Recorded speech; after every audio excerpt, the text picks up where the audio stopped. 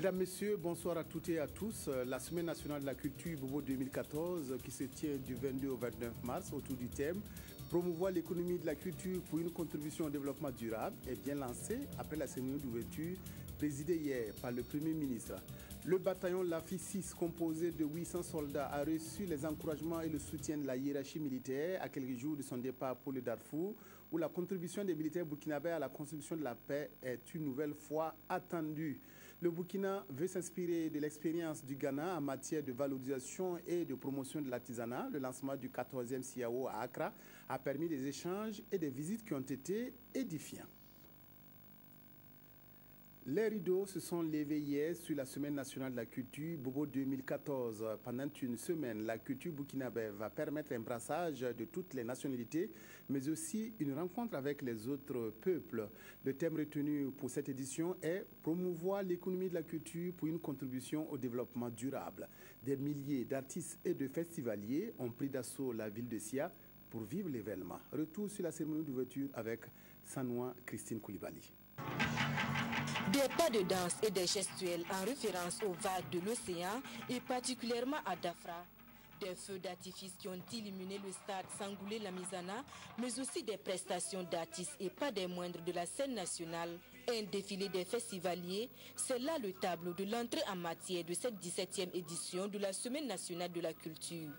Une semaine durant donc, 2000 festivaliers des 13 régions du Burkina et de la diaspora vont célébrer la diversité culturelle burkinabé. La culture, selon l'UNESCO, est l'ensemble des traits distinctifs, spirituels et matériels, intellectuels et affectifs qui caractérisent une société ou un groupe social. Elle englobe, outre les arts et les lettres, les modes de vie, les droits fondamentaux de l'être humain, les systèmes de valeurs, les traditions et les croyances.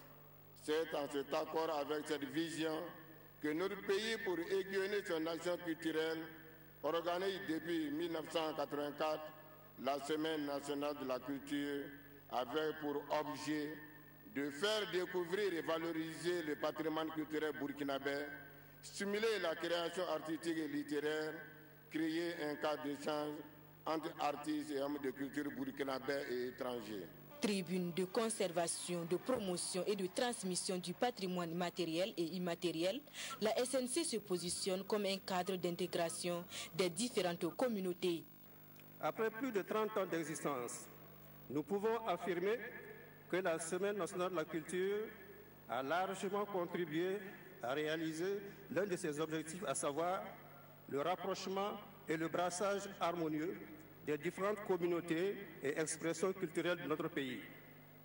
À un moment où, de par le monde, on assiste à de multiples crises et à des affrontements meurtriers entre communautés d'un même pays, nous pouvons nous féliciter de nous être dotés d'une institution qui contribue à une mutuelle connaissance et reconnaissance entre les différentes communautés culturelles et religieuses qui peuplent le Burkina Faso.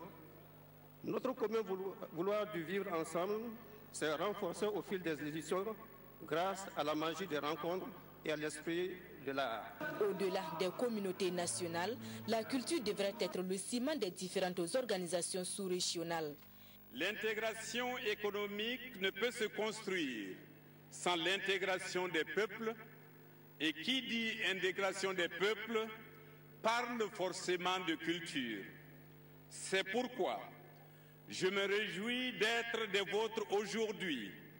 C'est aussi pourquoi la CEDEAO ne saurait être absente de ce rendez-vous du donner et du recevoir. Jusqu'au 29 mars prochain, 1500 artistes vont rivaliser de talent dans les 5 disciplines du Grand Prix national des arts et des lettres, à savoir l'art du spectacle, l'art plastique, l'art culinaire, littérature et français et sport traditionnel, sans oublier le volet festival avec les animations populaires, la foire gastronomique et commerciale, entre autres. À l'issue de la cérémonie d'ouverture, le Premier ministre béon Luc Adolphe Thiaw s'est exprimé sur le spectacle servi et sur l'importance de la SNC dans le rayonnement de la culture burkinabé au micro de Yacouba Ouedraogo. Si nous avons réussi jusque-là à garantir la pérennité de la SNC, c'est d'abord par la volonté des artistes. Sans cette volonté, je ne pense pas que la SNC aurait pu demeurer jusqu'aujourd'hui, s'améliorer d'année en année. Alors donc je salue vraiment l'effort que fournit tous les Burkinabés, souvent avec des moyens très modestes, pour permettre à cette semaine de continuer à évoluer et nous permettre d'année en année de voir des innovations. Donc au-delà de la compétition bien sûr qui existe entre les différents artistes, au-delà du Grand Prix des arts et des lettres, c'est l'émulation, c'est la culture burkinabé qui est célébrée. Et je pense que c'est ça qui est le plus important et nous devrons continuer à porter très haut le flambeau de notre culture. Nous sommes parmi les rares pays encore aujourd'hui en Afrique à maintenir une manifestation de cette envergure.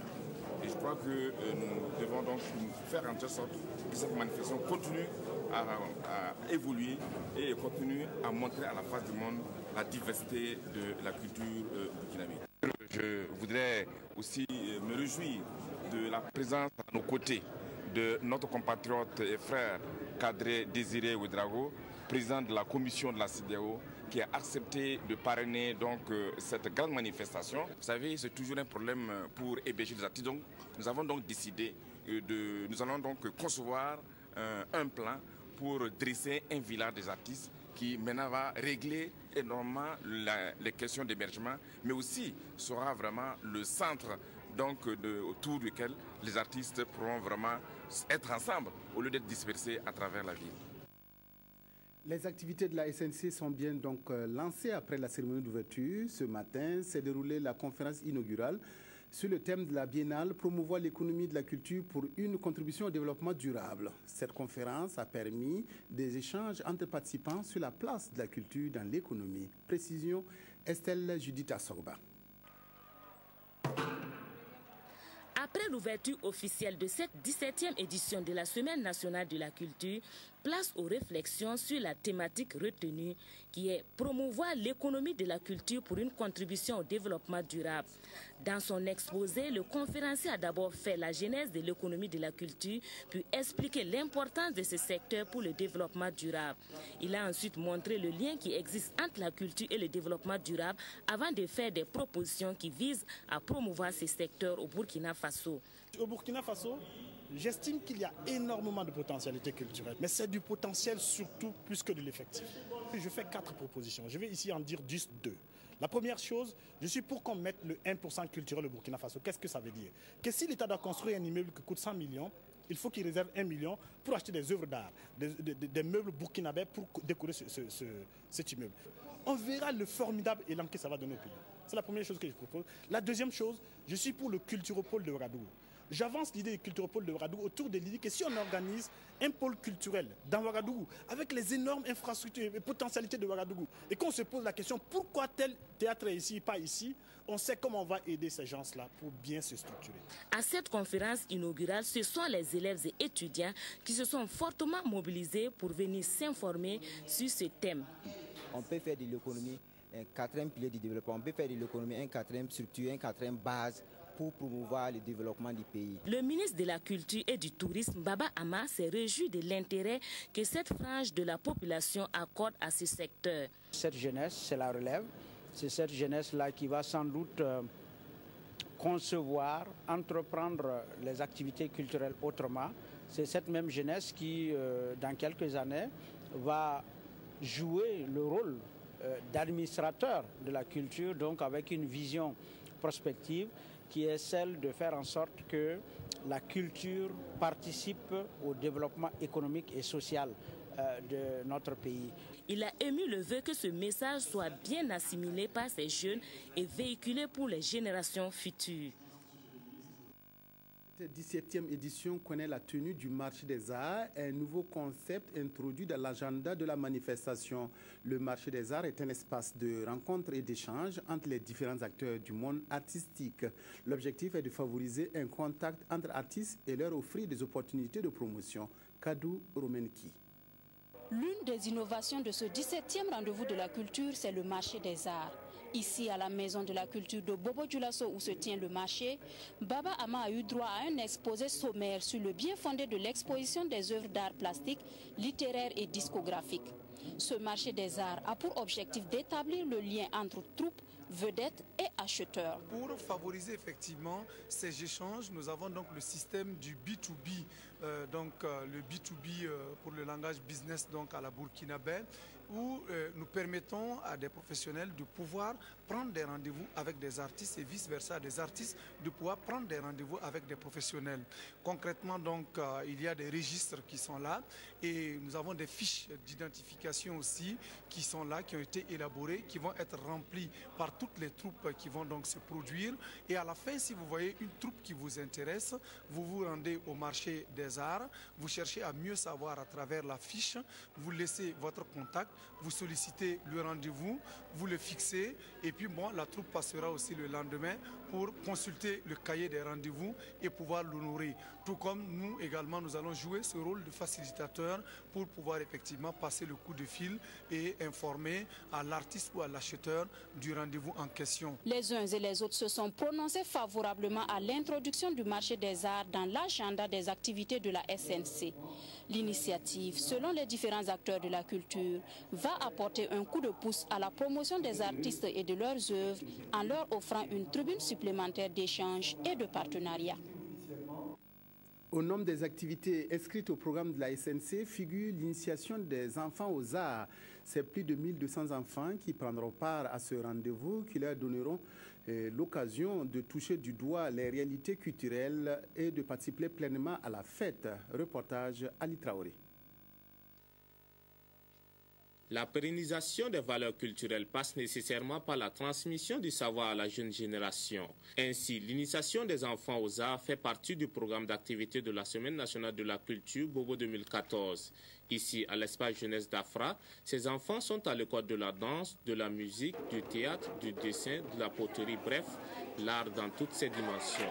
Là, par exemple, ces enfants apprennent déjà à donner du rythme au balafon et au djembé. Je suis là pour apprendre le djembé. Parce que moi j'étais en Côte d'Ivoire, donc je suis venu ici, c'est mes amis qui m'ont dit ils sont en table de djembé, donc ça m'a plu. Les premiers jours que je suis venu, ça m'a plu, donc c'est ça, chaque jour je suis en table de djembé. J'ai appris beaucoup de choses, comme de danser comme ça. Ce sont des mouvements. J'ai appris de faire les mouvements de la danse. Non loin de là, Bibata Baro, assisté de Fanta Diakumba, connaît déjà les préalables pour arriver à la finition d'un canari. Et déjà, les encadreurs se disent confiants. On a bien démarré, tous les enfants sont répartis dans les ateliers. C'est de l'initiation. Mais après, grâce à l'UNICEF, nous continuons les activités d'initiation au centre ici. Donc il y a beaucoup qui continuent de venir, effectivement, et il y a d'autres qui deviennent des professionnels. Le programme d'activité s'étend jusqu'au 28 mars prochain et c'est plus de 1200 enfants âgés de 7 à 15 ans qui prennent part. Pour l'entretien de ce soir, retrouvons tout de suite à Bobo-Dioulasso Marguerite Douagneau et toute l'équipe déployée sur place.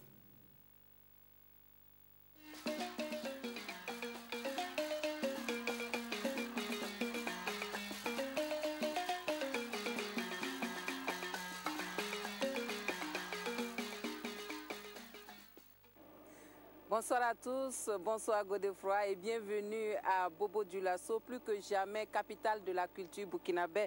La 17e édition de la Semaine nationale de la culture qui a ouvert ses portes hier, vous l'avez dit, on entame les compétitions ce jour et pour le Grand Prix national des arts et des lettres dans la catégorie art du spectacle. C'est à partir de 21h ce soir à la Maison de la Culture de Bobo-Dioulasso. Et nous y sommes à la Maison de la Culture de Bobo-Dioulasso pour recevoir pour vous une troupe en compétition. Il s'agit de la troupe Wen Konta de Nabadgo, c'est dans le centre-ouest. Et avant de nous entretenir avec le responsable de la troupe, nous allons écouter un petit morceau que la troupe va exécuter pour nous.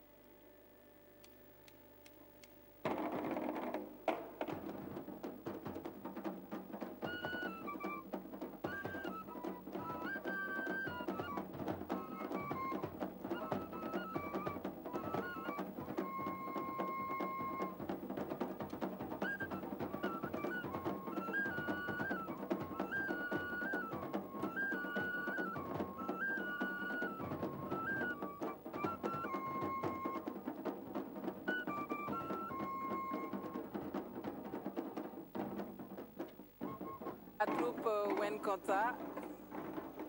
Merci à la troupe Wenkonta. La troupe Wenkonta de Nabadgo qui est en compétition au Grand Prix national des arts et des lettres en catégorie art du spectacle et particulièrement en musique traditionnelle instrumentale. Et nous allons nous entretenir avec le responsable de la troupe. Il s'agit de M. Jérémy Savadogo. Bonsoir M. Savadogo. Plutôt Jungrana. Merci de nous accorder cet entretien. Merci. Alors, dites-nous, M. Jérémy, la troupe Wenkonta, comment a préparé la Semaine nationale de la culture cette année? Vraiment, merci. Je rectifie, c'est Jérémy Zungrana.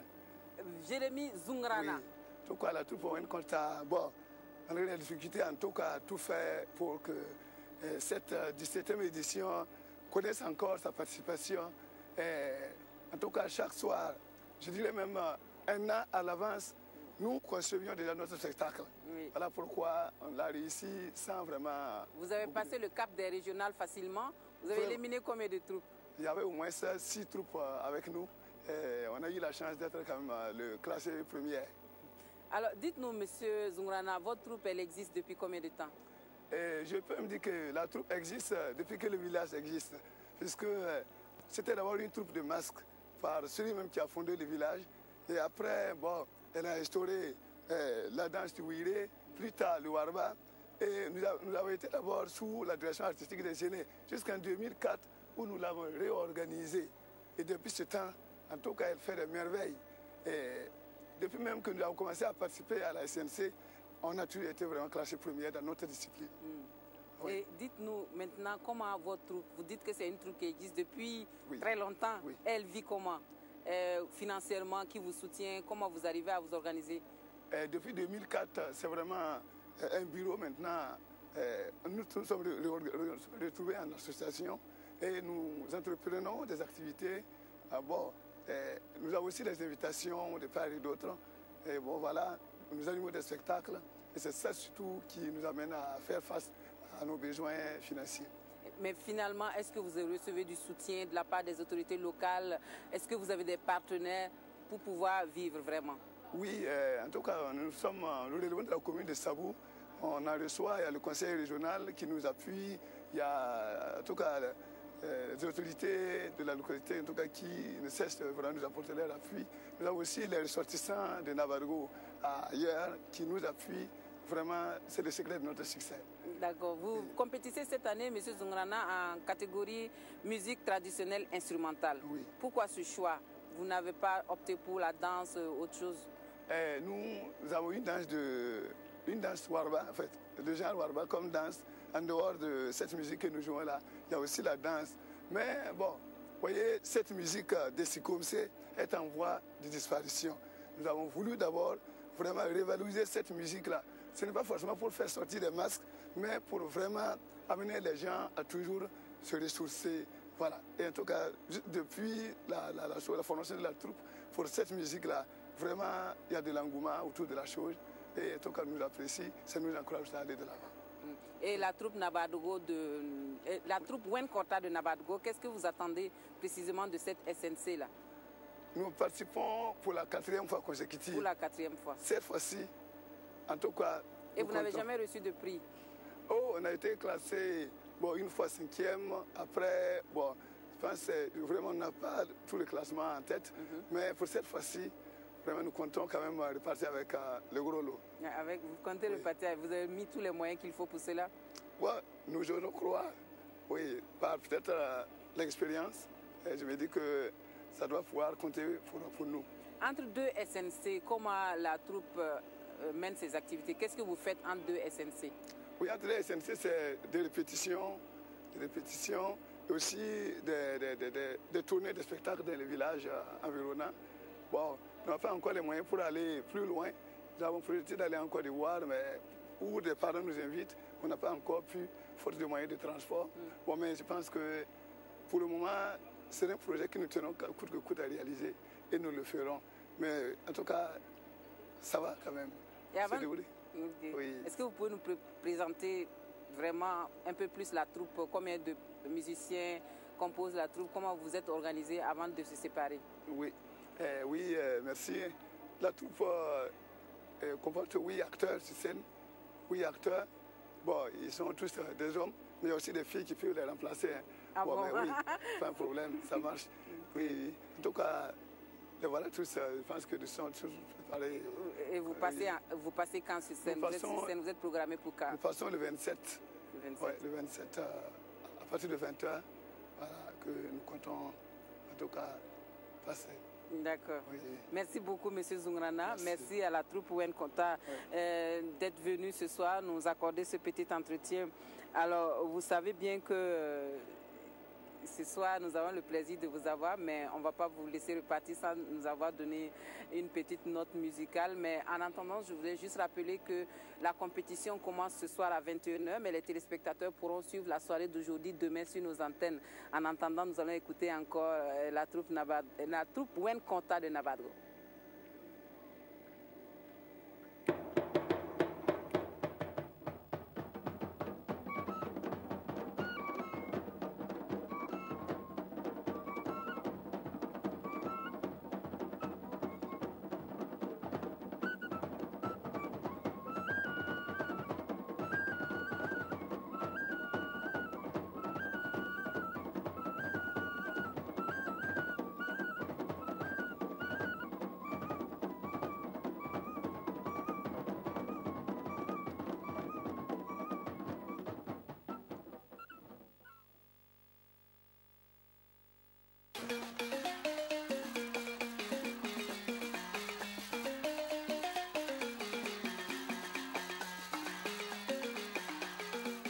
À la troupe Wen Konta.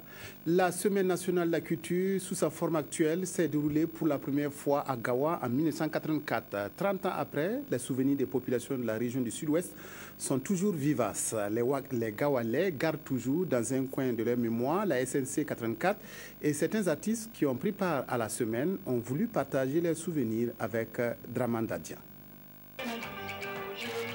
La Semaine nationale de la culture, Gawa 84, les anciens festivaliers s'en souviennent encore. Cela fait déjà 30 ans, mais je me souviens toujours quand même de Gawa 84. Une bonne chose pour le Gawa, une bonne chose pour la région. C'était une fête, je me rappelle bien, Issou Komparo était premier, Tofele deuxième et moi aussi troisième. Que de souvenirs depuis les collines de Bafouji.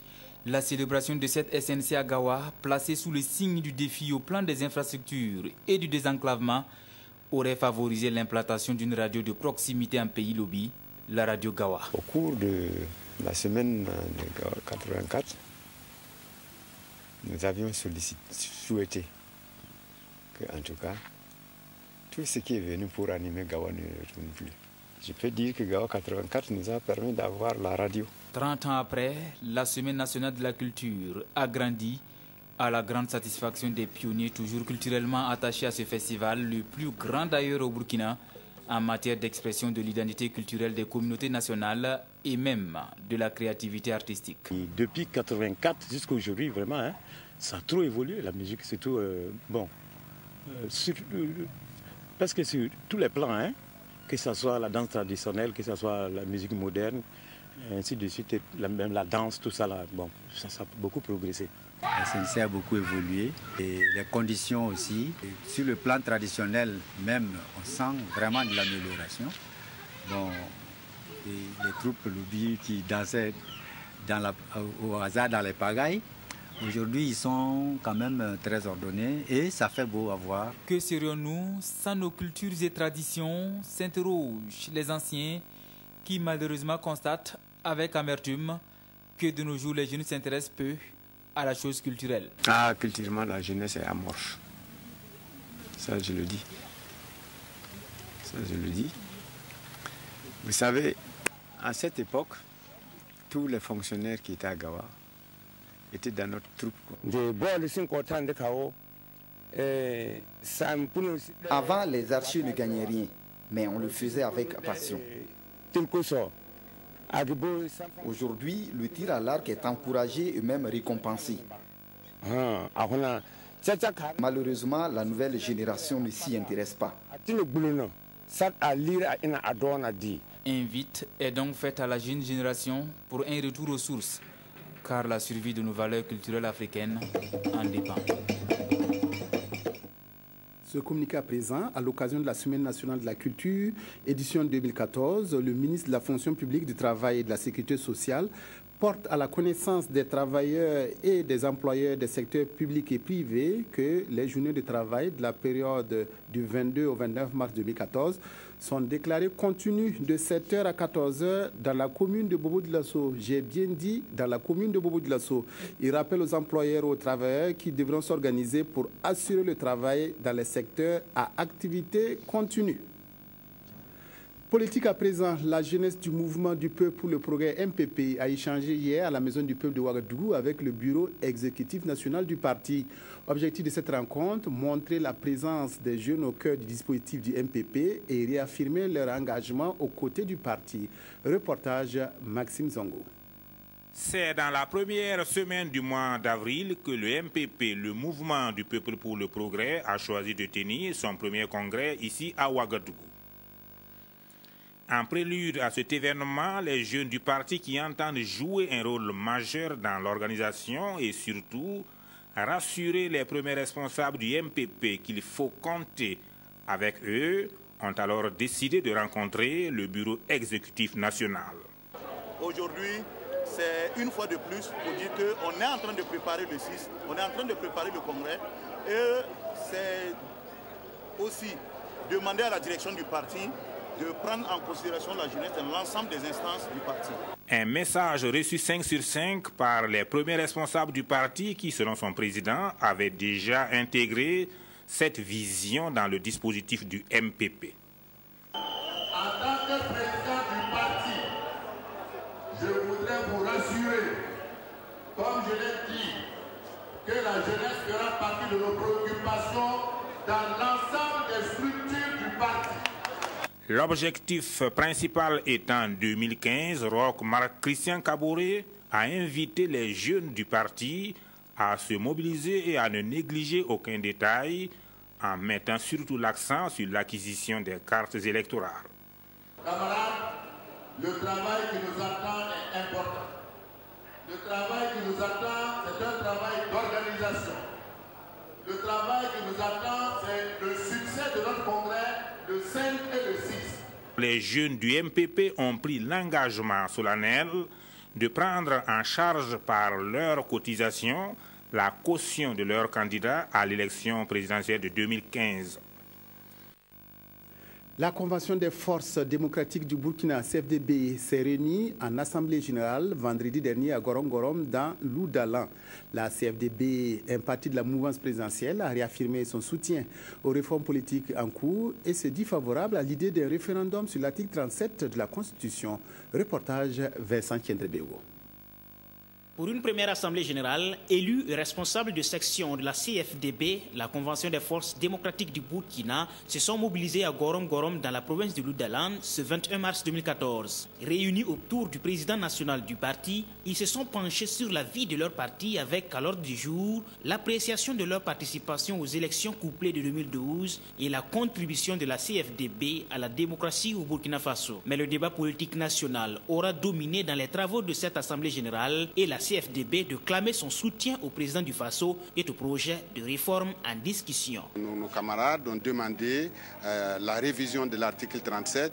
Ils ont demandé également que le Sénat, pour lequel ils se sont battus, et d'ailleurs lors des dernières consultations, nous avons obtenu deux sénateurs, donc ce qui veut dire qu'en ce qui nous concerne, nous sommes prêts pour aller au Sénat.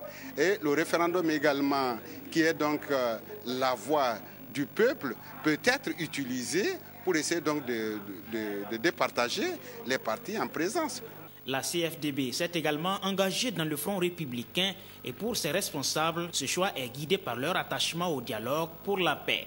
Au niveau de la province, nous sommes en train de se battre pour qu'on instaure la paix dans tous les villages, dans tout le pays. Parce que nos voisins étaient là, on a vu la situation. Donc, la seule chose aujourd'hui, ce pays-là a besoin de la paix.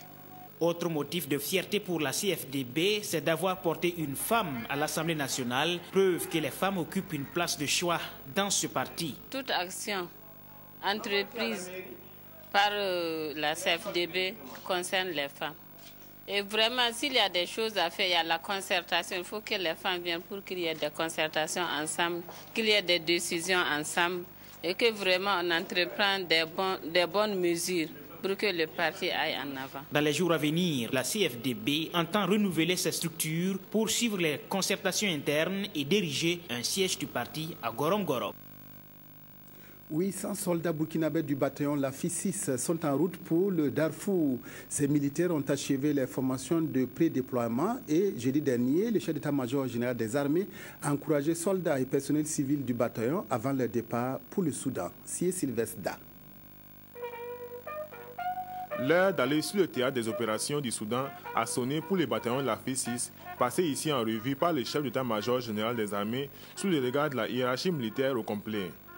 Les 800 hommes et femmes qui composent les bataillons sont désormais prêts, après 2 mois de recyclage, pour assurer la relève du bataillon de la FI5 au sein de la MUNIAD, la mission des Nations Unies au Darfour. Mais avant, le général Honoré Nabéré Traoré leur rappelle les fondements de leur mission. Agissant dans la zone de responsabilité qui sera la vôtre, votre mission sera de contribuer à la protection des populations civiles, au maintien ou au rétablissement de l'ordre, à la sécurisation des opérations de soutien humanitaire, au retour volontaire des réfugiés et des déplacés, afin d'aboutir à l'instauration d'une paix durable pour la stabilité du Soudan. La mission qui attend ces soldats de la paix, bien que noble, n'est pas sans risque.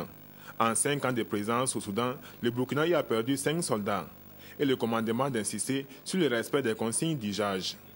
Dès que vous foulerez le sol soudanais, souvenez-vous des ultimes recommandations du commandement. Premièrement, de vos comportements et attitudes sur le théâtre d'opération. Vous allez évoluer à partir de cet instant précis dans un pays frère, en ambiance internationale, au sein d'une force multinationale, elle-même composante de la mission de soutien à la paix placée sous un mandat des Nations Unies. Vos comportements et attitudes doivent être, premièrement, respecter les mœurs du pays hôte. Deuxièmement, tenir compte des cultures des autres frères d'armes. Troisièmement, se conformer strictement aux règles d'engagement. Quatrièmement, maîtriser les règles de comportement édictées par le commandement du bataillon. Le commandement a aussi exhorté les éléments à maintenir haut et allumer le flambeau de la réputation du soldat burkinabé au Darfour.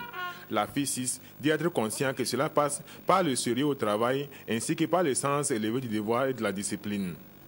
C'est des hommes aguerris et vraiment enthousiastes pour pouvoir aller accomplir la mission et représenter fièrement le Burkina Faso. Nous avons 4 sites pour lesquels nous devons occuper, parce que nous avons une aire géographique que nous devons contrôler. C'est dans la prière autour de l'aumônier militaire pour confier la mission à Dieu que s'achève cette rencontre. Le bataillon de la FI6 a 10 mois à passer au Soudan. Le ministre de l'économie et des finances, Lucien Marie Noël Bebamba, a effectué une visite dans le Moun. Objectif échanger avec les structures déconcentrées du ministère. Cette tournée a permis au ministre Bebamba de s'enquérir des conditions de travail des agents et de recueillir leurs préoccupations. Précision, Nayalagdo Paul Savadogo. C'est par la visite des structures déconcentrées que le ministre de l'économie et des finances a débuté sa tournée dans la région de la boucle du Mouhoun. Lucien Marie Noël Bembamba a fait le tour de toutes les directions régionales du ministère, allant des impôts au budget, en passant par la trésorerie régionale, la douane, le contrôle des marchés publics et des engagements financiers, ainsi que la direction régionale de l'économie et de la planification. Après les échanges individuels, c'est au tour de l'ensemble du personnel d'exposer sans tabou les difficultés qu'ils rencontrent à la base. Il s'agit notamment de la vétusté et l'exécution de certains de nos bâtiments, le problème de connexion Internet, l'insuffisance en ressources humaines et enfin l'autre aspect, c'est au niveau du logistique. C'est avec beaucoup d'attention que le ministre de l'économie et des finances a donné des réponses à chacune des préoccupations posées par le personnel. Il s'est dit satisfait des échanges avec les structures déconcentrées de la boucle du Mouhoun. C'était pour moi vraiment une façon de leur apporter un message de félicitations d'encouragement. Et J'ai beaucoup apprécié les gens que nous avons eus ensemble parce qu'il y a eu des débats très francs, très ouverts.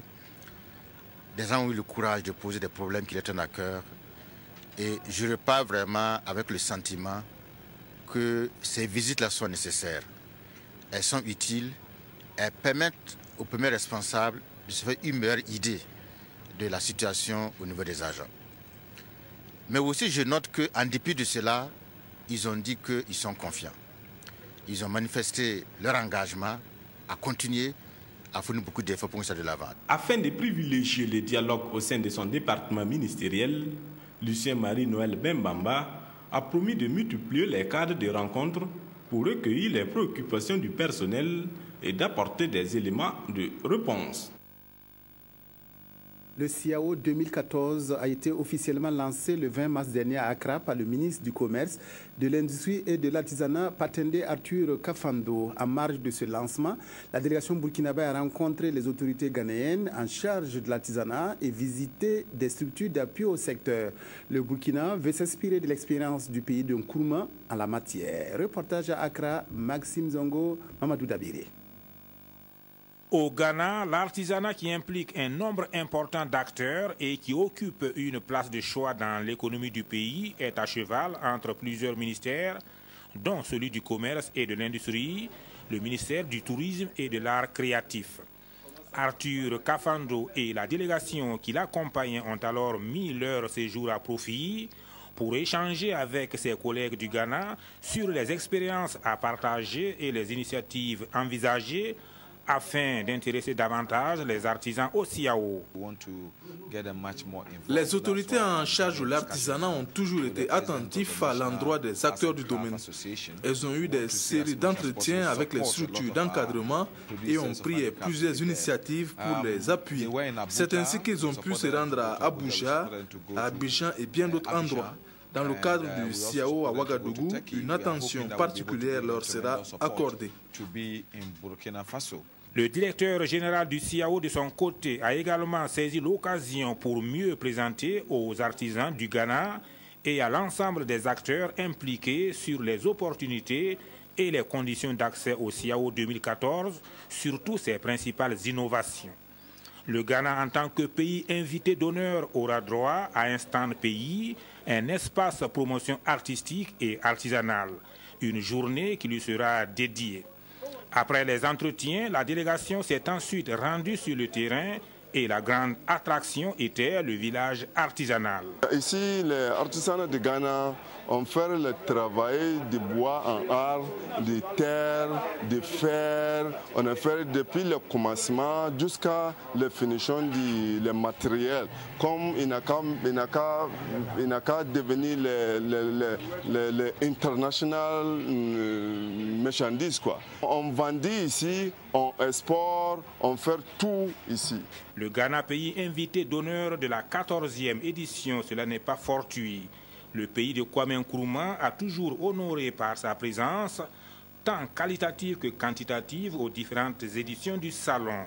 Le CIAO encourage aussi la participation des pays du Sud et particulièrement les pays anglophones. La délégation de la communauté portuaire de Cotonou a échangé hier avec les opérateurs économiques burkinabés au cours d'un dîner et débat. Le séjour de travail s'est poursuivi par la tenue d'une conférence de presse.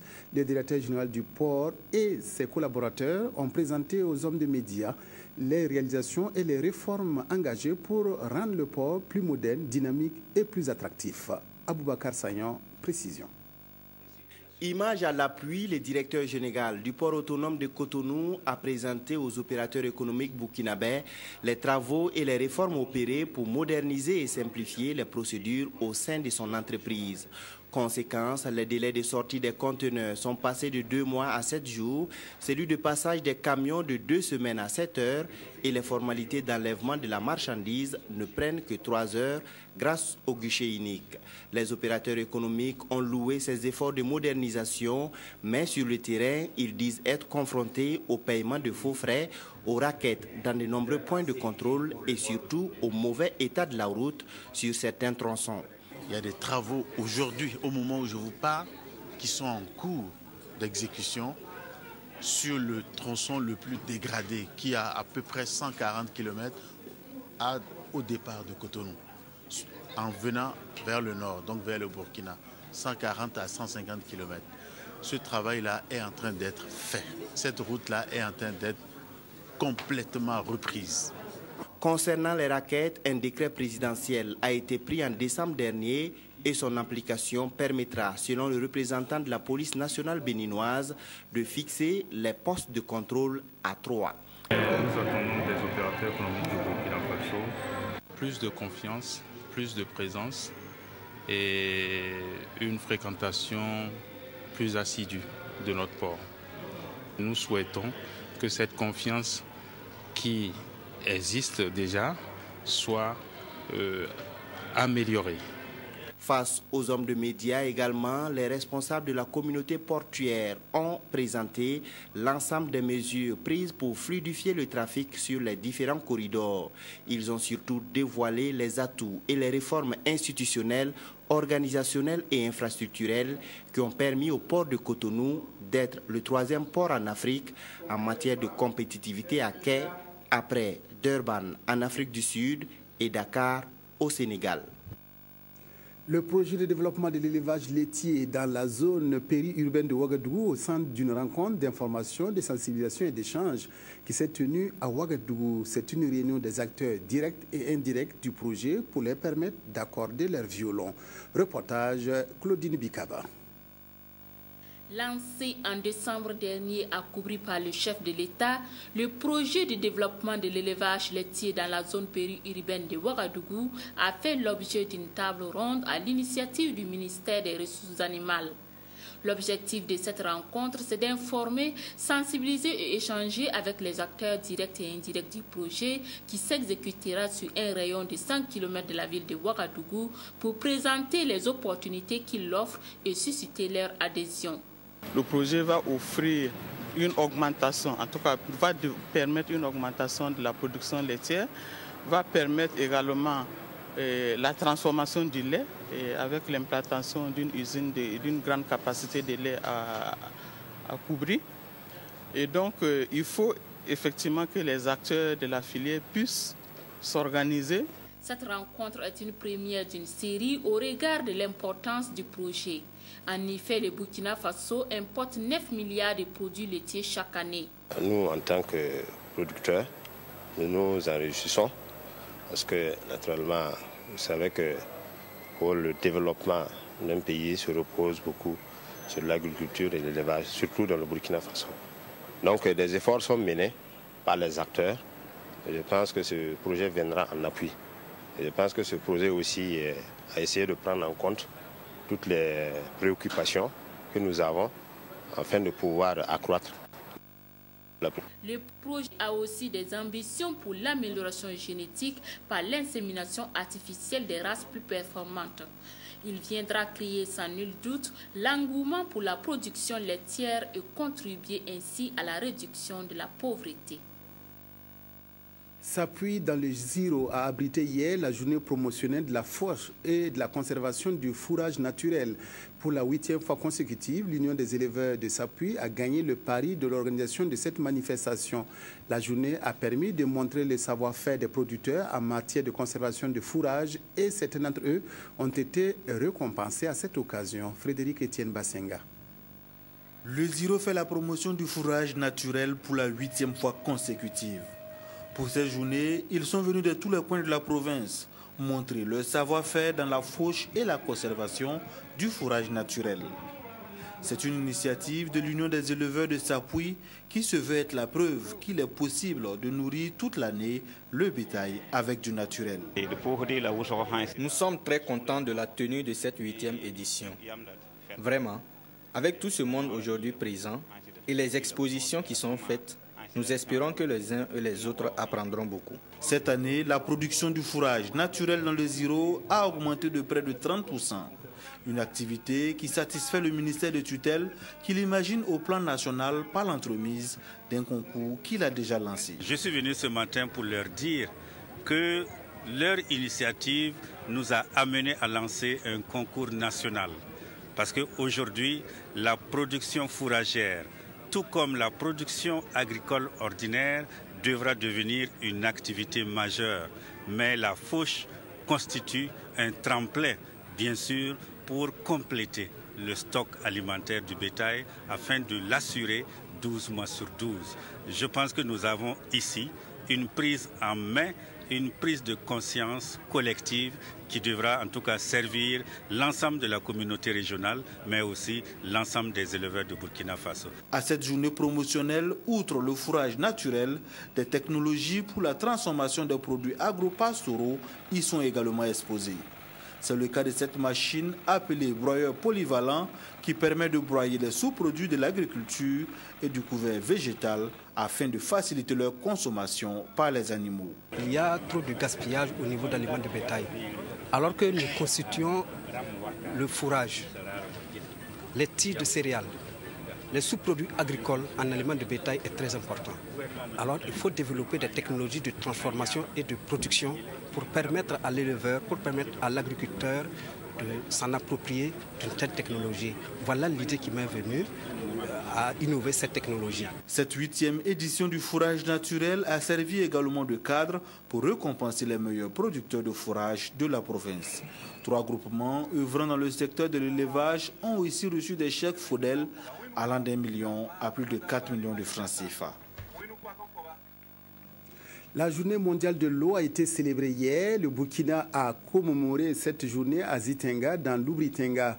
Discours, théâtre et prestations d'artistes ont permis une fois de plus d'attirer l'attention des populations sur la nécessité de préserver et de valoriser les ressources en eau dans cette commune rurale. La journée avait pour thème eau et énergie. Reportage Moussaki. Ce qui a retenu l'attention de ces populations de la commune de Zitenga en cette journée mondiale de l'eau est bien cette pièce théâtrale. Une production qui vise à sensibiliser les habitants à promouvoir la gestion durable des ressources en eau dans la localité. Aujourd'hui, nous commémorons la journée mondiale de l'eau. Et le thème qui a été retenu pour cette année, c'est l'eau et l'énergie. Pour ce qui concerne donc le milieu urbain, nous sommes aujourd'hui à 84% d'accès à l'eau potable pour une cible visée qui est de 89% en 2015. Et pour ce qui concerne le milieu rural, nous sommes à 63, presque 64%, alors que nous visons 76% en 2015. La journée est alors à la réflexion pour davantage trouver de meilleures orientations en matière de préservation et de valorisation de l'eau au Burkina. Et à cet instant, l'ONG Qatar Charity s'engage à accompagner la commune de Zitenga à travers un projet d'approvisionnement en eau potable. Qatar Charity a pris cet engagement pour accompagner le gouvernement Burkina Faso, vu l'importance de l'eau dans la réalisation de ces fourrages dans ces zones rurales. Oui. À travers cet accord, Qatar Charity a accédé à acheter une machine pour frige, pour accompagner ces projets de réalisation des fourrages. La journée mondiale de l'eau a été recommandée en 1992 par la Conférence des Nations Unies sur l'environnement et le développement. Et de nos jours, la question de l'eau mérite une prise de conscience et un engagement collectif afin de pouvoir vaincre la soif et la pauvreté en milieu rural. Un forage pour les populations de Doumousseni dans les cascades. La remise officielle de la pompe hydraulique a eu lieu hier d'un coût d'environ 10 millions de francs CFA. Le forage, un don de la fondation Altadis et du vice-président de la Chambre de commerce Lassine Diawara. Ce forage vient résoudre un tant soit peu le problème crucial d'eau potable qui se pose à cette localité. Reportage Simplice Barreau. Les femmes de Doumousseni, principales bénéficiaires du forage, ont toutes les raisons du monde d'être heureuses car elles n'auront plus à parcourir de longues distances pour s'approvisionner en eau potable. Leur représentante a salué l'engagement du ministre de la Communication, Alain-Édouard Traoré, pour la réalisation de cet ouvrage hydraulique rendu possible grâce à l'appui financier de la Fondation Altadis et le président du conseil d'administration de la Mabusig, Lassine Diawara. Le geste de cette entreprise constitue un acte de citoyenneté, a notamment laissé entendre le porte-parole du gouvernement. Nous ne pouvons pas manquer de venir et féliciter les représentants justement de la Maboussig et sur le site de ce forage et en présence de populations et les remercier pour cet acte citoyen et inviter d'autres entreprises à suivre un tel pas. La question de l'accès à l'eau potable dans notre pays est une question primordiale, est une question de développement, est une question de bien-être des populations. Et lorsque nous voyons des entreprises privées s'impliquer justement dans la résolution de telles problématiques, nous ne pouvons que nous en féliciter dans un contexte démocratique où le développement de notre pays est permis. La fondation Altadis, basée en Espagne, a mobilisé la somme d'environ 10 millions de francs CFA pour doter les habitants de Toumousséni d'un forage à motricité humaine, ce qui va sans doute soulager les conditions de vie des ménages de ce village de près de 2000 âmes. Et ce type d'action va se poursuivre dans plusieurs localités du Burkina. Le problème de l'eau, ça reste un problème immense au Burkina. L'État en fait beaucoup, mais les besoins restent encore très immenses. Donc Toumousséni, c'est un cas parmi tant d'autres. Je pense que c'est un début. C'est l'un des premiers problèmes qu'on a commencé à résoudre. Il y a beaucoup d'autres régions du Burkina qu'on va essayer, dans le meilleur des cas, aider à installer des forages, parce qu'on sait que l'eau, c'est la vie. Et si je vois ce forage, non seulement ça donne de l'eau aux habitants, aux populations, et puis ça aide beaucoup l'élevage. C'est un abreuvoir aussi pour les bœufs, les moutons. Donc c'est dans la chaîne de développement, la chaîne de production, la chaîne économique de la région. Dans les cascades, et selon des chiffres, près de 60% des localités rurales disposent d'une fontaine. Néanmoins, il reste des efforts à fournir pour la couverture totale des autres localités en forage. Le Cercle d'études, de recherche et de formation islamique CERFI fête cette année ses 25 ans à travers plusieurs activités. Le bureau exécutif du CERFI a organisé une conférence de presse pour dresser le bilan d'un quart de siècle d'existence du mouvement. Les activités qui seront organisées tout au long de l'année ont été aussi évoquées. Abdoul Rasmane Zongo. Créé en 1989, le CERFI, Cercle d'études, de recherche et de formation islamique, célèbre son jubilé de porcelaine. Une conférence de presse a servi de cadre inaugural des activités commémoratives sous le thème central de CERFI d'hier à aujourd'hui, histoire, spiritualité et défis actuels. Le CERFI s'est ainsi investi depuis 25 ans dans l'éducation à travers l'enseignement de la foi musulmane et l'enseignement conventionnel tel qu'il est inscrit dans le programme officiel de notre pays. Le renforcement des capacités à travers des formations et l'alphabétisation font aussi partie de ces contributions. Il s'est aussi essayé dans le domaine socio-économique à travers la réalisation de centres de santé de dons divers. En somme, le CERFI entend amorcer une trajectoire qui nous permettra de donner suffisamment l'exemple aux acteurs musulmans sur le terrain socio-économique. La célébration des 25 ans du CERFI, implanté dans les 45 provinces du Burkina Faso, s'étalera sur un trimestre jusqu'au mois de mai et sera rythmé par 15 grandes conférences, un séminaire national, un jeûne collectif, une caravane dénommée Caravane d'Awa, la dédicace du livre sur l'historique du CERFI et le lancement des travaux de construction du siège du CERFI. Ainsi s'achève cette édition et une semaine. Merci à toutes les équipes techniques et rédactionnelles qui m'ont aidé à préparer et présenter le journal. Merci à vous de votre aimable attention. Au revoir et à la prochaine.